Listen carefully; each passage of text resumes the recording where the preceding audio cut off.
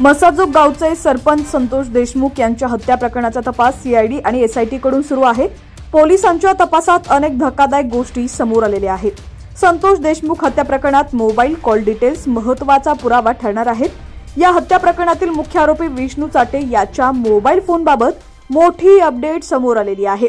बातमी सविस्तर पाहूया त्याआधी तुम्ही HPN मराठी न्यूज चॅनल पहिल्यांदाच पाहत असाल आणि अजूनही चॅनलला सबस्क्राइब केलं नसेल तर नक्की सबस्क्राइब करा, जेणेकरून आमचे अपडेट्स लवकरात लवकर तुमच्यापर्यंत पोहोचतील।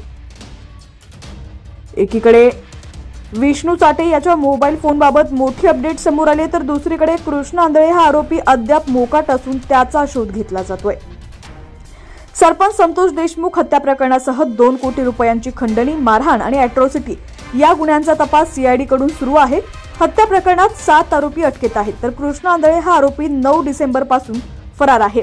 त्याच्या शोधासाठी सीआयडीने विविध पथकं तयार केलेली आहेत, तसंच शेजारच्या राज्यातही शोध सुरू आहे। सरपंच संतोष देशमुख हत्या प्रकरणात आतापर्यंत 5 मोबाईल जप्त केलेले आहेत।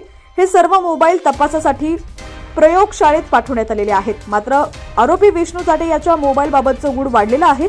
विष्णू चाटेने अद्याप आपला मोबाईल सीआयडीला सोपवलेला नाहीये। फरार असताना आपण मोबाईल नाशिकमध्ये फेकून दिला असल्याचं विष्णू चाटेने सांगितलंय। मात्र हा मोबाईल फोन कुठं फेकला हे आठवत नसल्याचं त्यानं म्हटलंय। सरपंच संतोष देशमुख हत्या प्रकरणात मोबाईल फोन हा महत्त्वाचा पुरावा ठरणार आहे। सीआयडी कडून संतोष देशमुख यांची हत्या झालेल्या ठिकाणाहून कोयता, वायर, काठी अशी हत्यारं जप्त केलेली आहेत तर 5 मोबाईल फोनही जप्त केलेले असून फॉरेन्सिक प्रयोगशाळेत पाठवण्यात आलेले आहेत। संतोष देशमुख हत्या प्रकरणात मोबाईल फोन महत्त्वाचा पुरावा ठरणार आहे। संतोष देशमुख हत्येवेळी आरोपींनी मारहाण करताना केलेले कॉल आणि व्हिडिओ कॉल विष्णू चाटेला केलेले आहेत का? 2 कोटींच्या खंडणी आणि अधिकाऱ्यांना जीवे मारण्याची धमकी विष्णू चाटेच्या मोबाईलवरूनच दिली आहे का? याचा तपास करण्यासाठी केलेले आहेत का?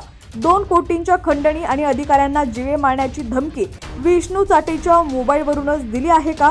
याचा तपास करण्यासाठी विष्णू चाटेचा मोबाईल फोन महत्त्वाचा ठरणार आहे। हत्या प्रकरणातील तपासात मोबाईल फोन महत्त्वाचा पुरावा ठरणार आहे।